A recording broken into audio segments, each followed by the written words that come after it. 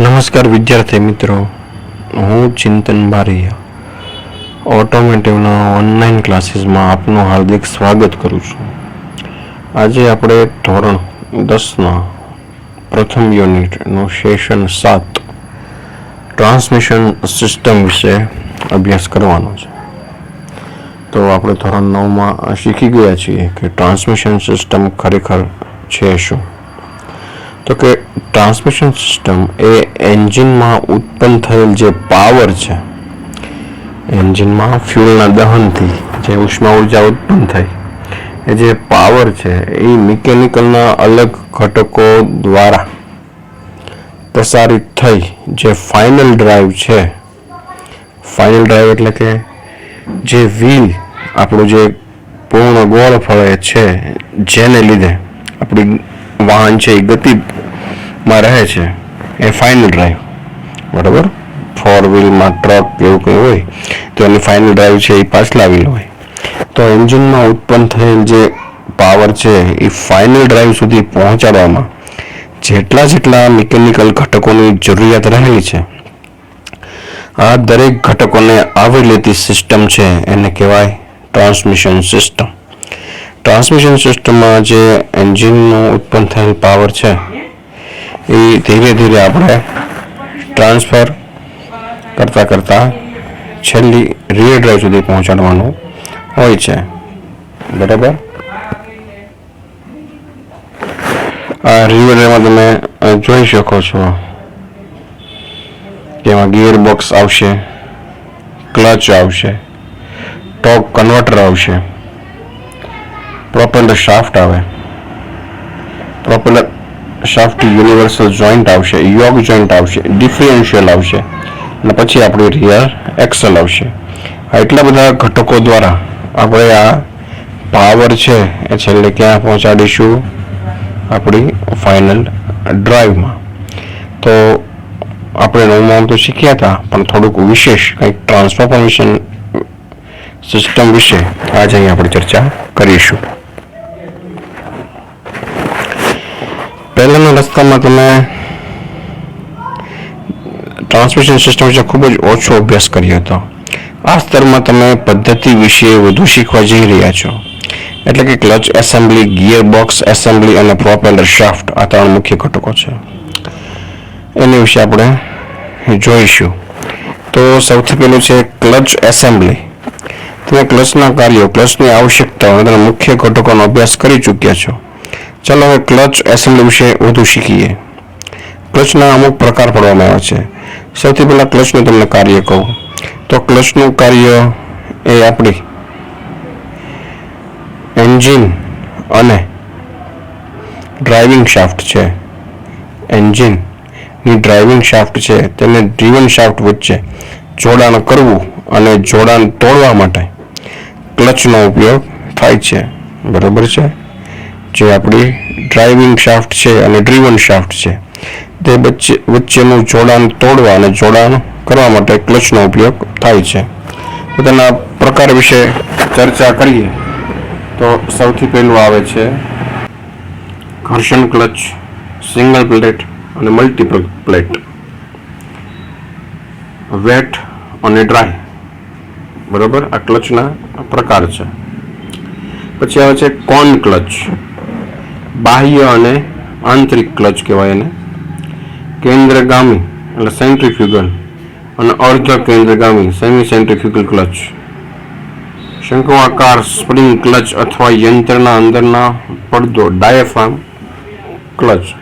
એક centrifugal clutch છે જે સેન્ટર તરફ આકર્ષાય, પણ ક્યારે કે જ્યારે એની સ્પીડ વધતી જાય એમ એની રીતે ઓટો એડજસ્ટ થતું જાય. ત્યાર પછી આવે છે કોન ક્લચ અથવા ડાયાફ્રામ ક્લચ. બરાબર. ટેપર આંગળીવાળા પ્રકારો તો કે ક્રાઉન સ્પ્રિંગ પ્રકાર, પોઝિટિવ ક્લચ ડોગ અને સ્વાઇન ક્લચ, હાઇડ્રોલિક ક્લચ છે, ઇલેક્ટ્રોમેગ્નેટિક ક્લચ છે, વેક્યુમ ક્લચ છે, ઓવર રનિંગ ક્લચ અથવા ફ્રી વ્હીલ યુનિટ. એમાં આપણે મેગ્નેટિક ક્લચ છે એ એર કુલિંગ સિસ્ટમમાં જોઈ ગયા. હાઇડ્રોલિક છે, જે હાઇડ્રોલિક આપણે બ્રેક શીખ્યા એમાં હાઇડ્રોલિક ક્લચ એ સેમ જ પ્રકારનો યુઝ થતો હોય છે. વેક્યુમ બ્રેક, સી રીતના વેક્યુમ ક્લચ, ઓવરરિંગ ક્લચ અથવા ફ્રી વ્હીલ યુનિટ.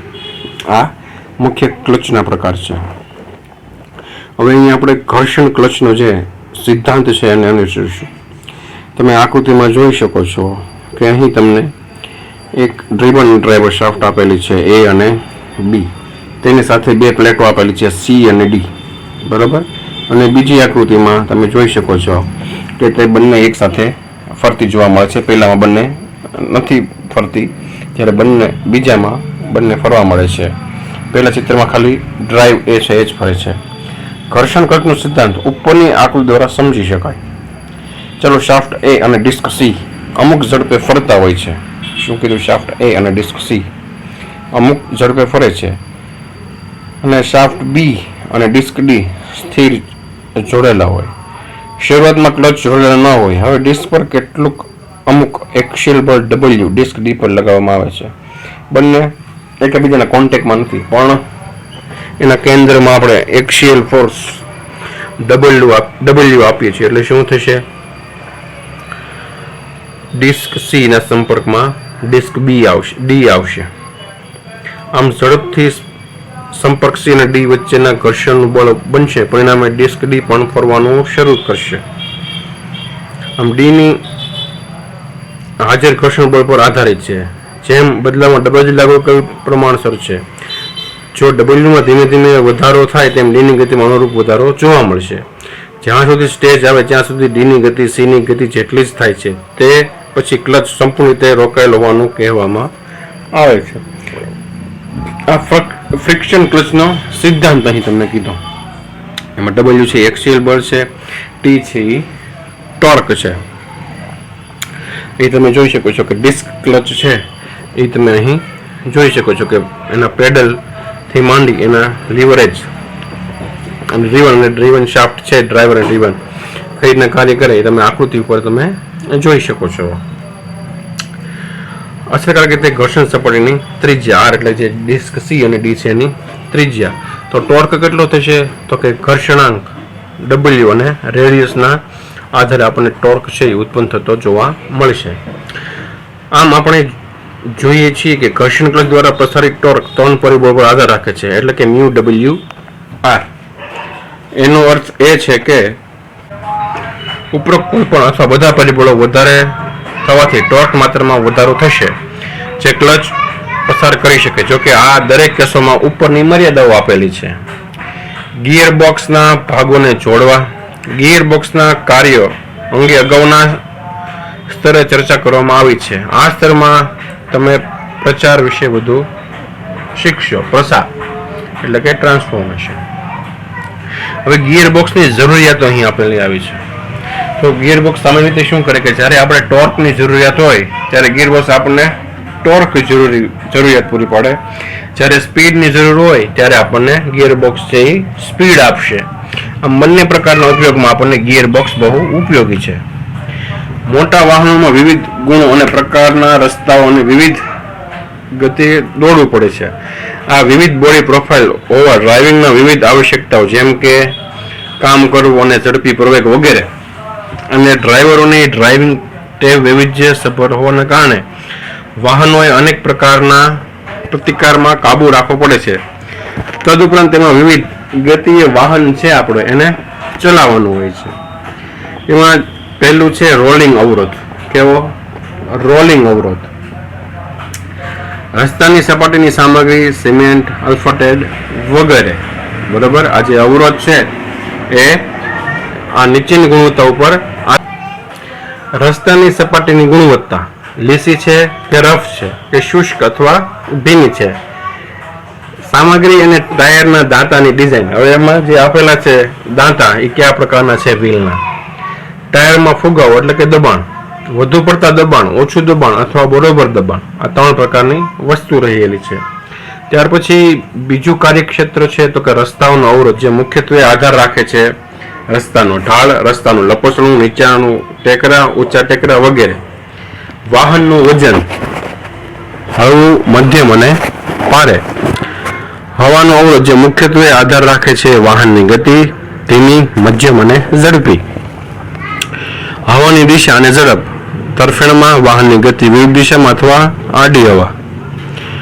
ડ્રાઇવિંગ આવશ્યકતાઓને કારણે અવરોધ જે મુખ્યત્વે આધાર રાખે છે કામ કરવાની જરૂરિયાત અથવા સતત ઝડપ, વેગ વધારવો અને તેનો દર, ડ્રાઇવિંગની આદતો અને ઘર્ષણનો અવરોધો. અહીં તમે જુઓ તો રોલિંગ અવરોધમાં શું કીધું તો કે રસ્તાની સપાટી પર કેવો છે, ખરબૂચડો છે, ડામર રોડ છે કે સિમેન્ટનો રોડ છે, એની પર આધાર રાખે. તદુપરાંત તેની સપાટીની ગુણવત્તા એકદમ સીધો રસ્તો છે, લીસો છે, રફ છે, શુષ્ક છે અથવા ભીનો, જેની પર ટાયર સ્કીડ થાય છે, ઘર્ષણથી વ્યવસ્થિત ચાલે છે, એ આધાર રાખે છે. એ ઉપરાંત ટાયર છે એમાં દાંતા કયા પ્રકારના છે, બરોબર, એનો પણ આધાર રાખે છે. પછી શું કહે છે, રસ્તાનો અવરોધ, રસ્તો છે એ ઢાળ છે, ઢાળ ચડવાનો છે, બરોબર, ખાડા ખબડવાળો છે. પછી વાહનનું વજન, કે વાહનનું વજન કેવું છે, મીડિયમ છે, ઓવરવેટ છે કે લોવર વેટ છે, એ યાદ રાખો. પછી હવાનો અવરોધ, કે મધ્યમ ગતિ હવા છે, ઝડપમાં હવા છે કે વાહનની વિરુદ્ધ દિશામાં છે, બરોબર. વાહનની રચના સુવ્યવસ્થિત, જેના આગળનો ભાગ ઊભો છે, પહોળો છે, તે બધું આધાર રાખે. હવે ડ્રાઇવિંગની આવશ્યકતાઓ, કે એનો પ્રવેગ કેવો છે, ધીરો છે કે ફાસ્ટ છે, આ બધી એની ગુણવત્તા છે. હવે ટ્રાન્સમિશનના ગિયરના પ્રકાર, ટ્રાન્સમિશન છે એના ગિયરના પ્રકાર છે કે વાહન અને અનેક પ્રકારના ટ્રાન્સમિશન કાર્યરત છે, જે નીચે મુજબ વર્ગીકૃત કરી શકાય. કે આ જે ગતિ છે એ ટ્રાન્સફર કઈ રીતના થઈ શકે, તો કે ટ્રાન્સમિશન છે તો કે હાથ વડે. હાથ વડે ટ્રાન્સમિશન એટલે કે પસંદગીયુક્ત પ્રકારના ગિયર બોક્સ પરંપરાગત માધ્યમ છે. તેઓ કાર, બસ અને ટ્રકમાં વ્યવસાયિકપણે ઉપયોગ લેવાય છે.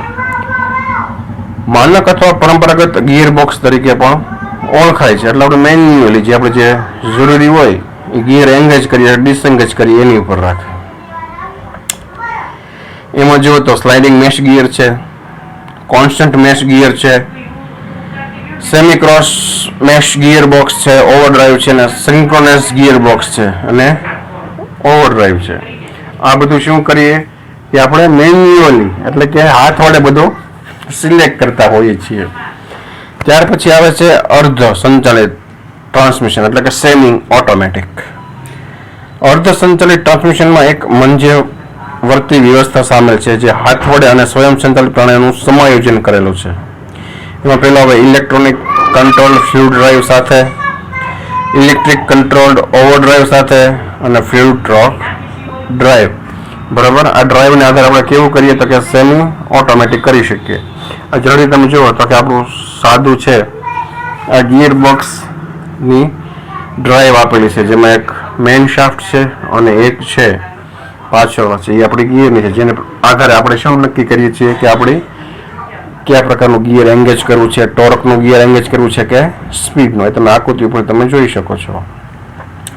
હવે ગિયરિંગનો સિદ્ધાંત શું કહે છે? ગિયરનો સિદ્ધાંત સામાન્ય રીતે કોઈ પણ ગિયરમાં આપણે ગતિ કે પાવર ટ્રાન્સફર કરવો હોય તો કોઈ પણ ગિયર છે બંને એક દિશામાં કોઈ દી ફરતા ન હોય. ગિયર હંમેશા એકબીજાથી વિરુદ્ધ દિશામાં ફરે તો જ પાવર ટ્રાન્સમિશન શક્ય થતો હોય છે. તે માટે તમે અહીં જોઈશું એક સરળ ગિયર સિદ્ધાંત નીચે બતાવેલ છે, જે બે ગિયર્સ એકબીજાની સાથે જોડાયેલા હોય છે. ગિયર એને ડ્રાઇવિંગ ગિયર અથવા ડ્રાઈવર કહેવાય છે અને ગિયર બીને ડ્રીવન ગિયર કહેવામાં આવે છે, બરોબર. એટલે કે એક પાસે ગતિ હોય ને બીજાને એની ગતિને અનુસરવાની હોય. એને ગિયરની ગતિ છે, ટી ગિયરના પરદાતાની સંખ્યા છે. તેવી રીતે ગિયર બીમાં NB છે ગિયરની ગતિ છે અને TB છે ગિયરના દાતાની સંખ્યા છે, બરોબર.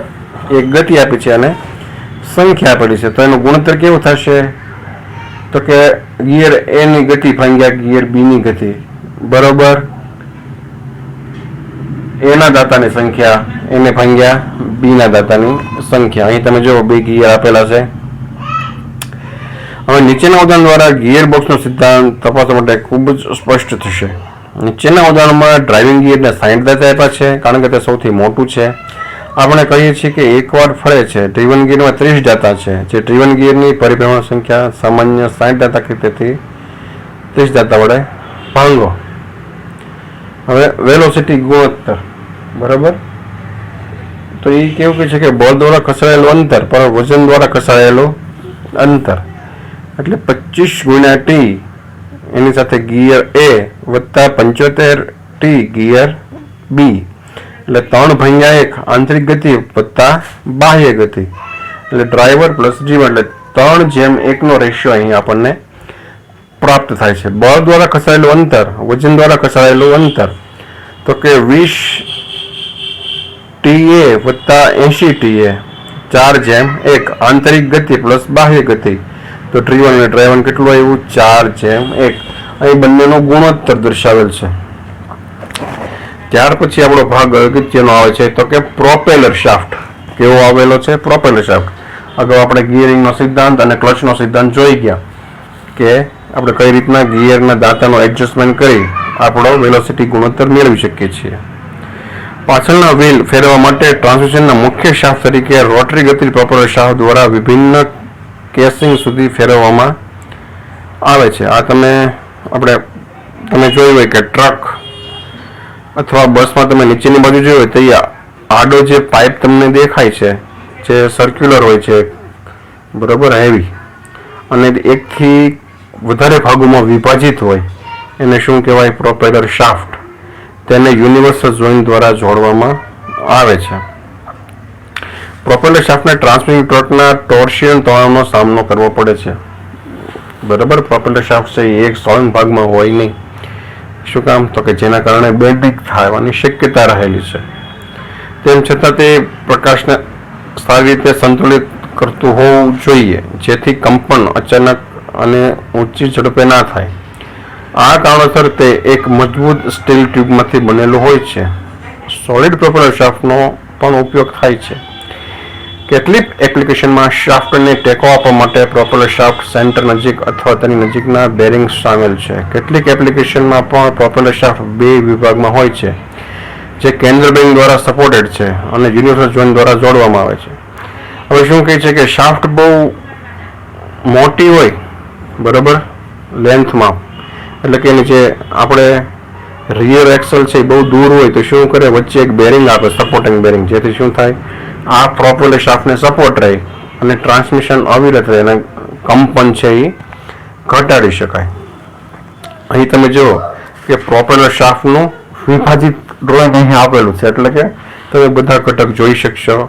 ફ્લેન્જ યોક છે, યુનિવર્સલ જોઈન્ટ છે, સ્લીપ યોક છે, ટ્યુબ શાફ્ટ છે, ટ્યુબ આપેલી છે, બરાબર, આ એક ભાગ છે. તે રીતે બીજી પ્રોપેલર શાફ્ટ તેની પાછળ આપેલી છે. આનું મુખ્ય કારણ શું કે જો સળંગ આ રીતના પ્રોપેલર શાફ્ટ રાખે તો તેને શું થાય? તેમાં બેન્ડિંગ ઉદ્ભવવાની શક્યતાઓ રહેલી છે.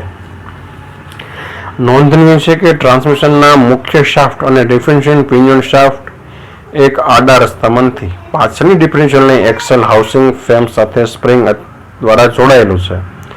તેને ગિયરબોક્સ અને ડિફરન્શિયલ વચ્ચેનું અંતર રસ્તાની અનિયમિતતાના કારણે બદલાય છે. હવે શું કહે છે? ગિયરબોક્સની ડિફરન્શિયલ વચ્ચે શું હોય? યોક જોઈન્ટથી જોડેલું હોય છે, કારણ કે બંને વચ્ચે અંતર હોય. જે ડિફરન્શિયલનો જે ભાગ છે એ પાછળના ભાગે હોય, એક્સેલની વચ્ચે હોય, બરાબર. એની વચ્ચે શું જોડેલું હોય? આપણી આ પ્રોપેલર, પછી યોક જોઈન્ટ, પછી પાછી પ્રોપેલર શાફ્ટનો બીજો છેડો ક્યાં છોડેલો છે? ગિયરબોક્સ સાથે.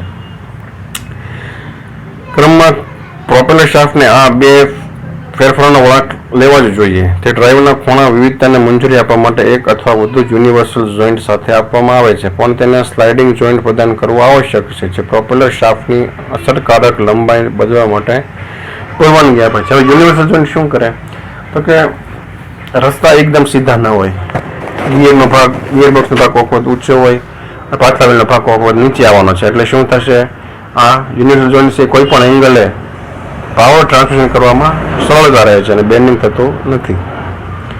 હવે પ્રોપેલર શાફ્ટની જરૂરિયાત, કે પ્રોપેલર શાફ્ટની શી જરૂરિયાત છે? તેના કાર્યના કાર્યક્ષમ વિસર્જન માટે પ્રોપેલર શાફ્ટમાં નીચેની આવશ્યકતાઓ અપેક્ષામાં રાખવામાં આવે છે. તો કે ઉચ્ચ ટોર્શનલ સ્ટ્રેન્થ, તેથી તે ક્રોસ સેક્શનવાળા ગોળ બનવામાં આવે છે ને પોલાર ગોળાકારને પ્રાધાન્ય આપે છે. શું? તો કે ઉચ્ચ ટોર્શન સ્ટ્રેન્થ એમાં હોવી જોઈએ. ટફ અને હાર્ડ, તે સખત અને મજબૂત હોવું જોઈએ. કાર્યક્ષમ વેલ્ડેડ, એટલે કે તેમાં વેલ્ડિંગ થતું હોવું જોઈએ. ડાયનેમિકલી બેલેન્સ, તેઓ ઇલેક્ટ્રિકલ બેલેન્સિંગ મશીન દ્વારા ટેસ્ટ કરવામાં આવે છે. ડાયનેમિકલી બેલેન્સ હોવું જોઈએ. અનબેલેન્સ હોવું જોઈએ નહીં તો તેમાં શું થાય, વેવિંગ આવવાની શક્યતા છે અને બેન્ડિંગ થાય. ઓછા તણાવની એકાગ્રતા, ફ્લેટ ત્રિજ્યા સેન્ટરલેસ ગ્રાઇન્ડિંગ મશીનના આધાર છે. કેવું? ઓછો તણાવ અને ફ્લેટ ત્રિજ્યાને લીધે એમાં શું થાય, લેસ ગ્રાઇન્ડિંગ મશીનનો આધાર રાખે છે. ઊંચા ટોર્ક લોડ નીચે થ્રસ્ટ ઘટે છે. ટોર્ક ઊંચો હોય તેનો થ્રસ્ટ કેવો, આઘાત કેવો થાય, ઘટી જાય. વધુ નબળું વજન એટલે શું? એ ઓછું વજન મળવા માટે તેઓ સારા ગુણવત્તાવાળા સ્ટીલમાંથી બનાવવામાં આવે છે અને કેવા હોય, હોલો સોલિડ અમુક જગ્યાએ જ હોય, બાકી કેવા હોય, પાઇપ જેવા, વચ્ચે કાંઈ મટીરિયલ ન હોય પણ ખાલી સર્ક્યુલર કામમાં હોય. કન્ટિન્યુઅસ ઓપરેટિંગ ટોર્ક એટલે સતત ટોર્ક ટ્રાન્સમિટિંગ કરી શકે. કન્ટિન્યુઅસ રનિંગ એંગલ, કોઈ પણ એંગલે રનિંગ આપી શકે. નક્કી સેવા જીવન એટલે લાઈફ ટાઈમ નક્કી હોય એટલું તો આ બધા હોય જ તે. અને પાવર સ્ત્રોત આ એની ખૂબ જ આવશ્યકતા છે. ત્યાર પછી આવે છે યુનિવર્સલ જોઈન્ટ, જે આપણે પ્રોપેલર શાફ્ટને જોડતું એ તમે જોયું હતું. જ્યારે ટોર્ક વહન કરવા માટે એક કોણ પર બે શાફ્ટ જોડાયેલ હોય ત્યાં યુનિવર્સલ જોઈન્ટનો ઉપયોગ થાય. એટલે શું કે આ યુનિવર્સલ જોઈન્ટ છે કોઈ પણ એંગલ બે શાફ્ટ હોય સહેજ મળાઈ જાય, કોઈ પણ એંગલે થઈ જાય તોય પણ એ ટોર્ક ટ્રાન્સફર સતત કરી શકે. એનું કારણ શું? તો કે યુનિવર્સલ જોઈન્ટને આધારે. વાહનના ટ્રાન્સમિશન સિસ્ટમમાં ટ્રાન્સમિશન મુખ્ય શાફ્ટ, પ્રોપેલર શાફ્ટ અને ડિફરન્શિયલ પિનિયન શાફ્ટ એક લાઇનમાં નથી અને તેથી તેની વચ્ચેનું જોડાણ યુનિવર્સલ જોઈન્ટ દ્વારા કરવામાં આવે છે. શું કહે છે? ટ્રાન્સમિશનની મુખ્ય શાફ્ટ છે, પ્રોપેલર શાફ્ટ છે અને ડિફરન્શિયલ પિનિયન, આ ત્રણેય એક લાઇનમાં નથી પણ તેનું જોડાણ શેનું કરવામાં આવે? યુનિવર્સલ જોઈન્ટથી, જેનો ઉપયોગ ટ્રાન્સમિશન મુખ્ય શાફ્ટ અને પ્રોપેલર શાફ્ટને જોડવા માટે થાય છે. અન્ય યુનિવર્સલ જોઈન્ટ જેનો ઉપયોગ પ્રોપેલર શાફ્ટના બીજા અંતે ડિફરન્શિયલ પિનિયન શાફ્ટને જોડવા માટે કરવામાં આવે છે. આમ ત્રણ શાફ્ટ વચ્ચેનું જોડાણ નરમ છે અને એકબીજા સાથે ખૂણા પર રહે છે તો એ ટોર્ક ટ્રાન્સમિશન થઈ શકે આસાનીથી. એ માટે યુનિવર્સલ જોઈન્ટનો યુઝ થાય. યુનિવર્સલ જોઈન્ટ ટોર્ક ટ્રાન્સમિશનને ફક્ત એંગલ પર જ પરવાનગી આપે છે, પરંતુ જ્યારે ખૂણો સતત બદલાતો રહે.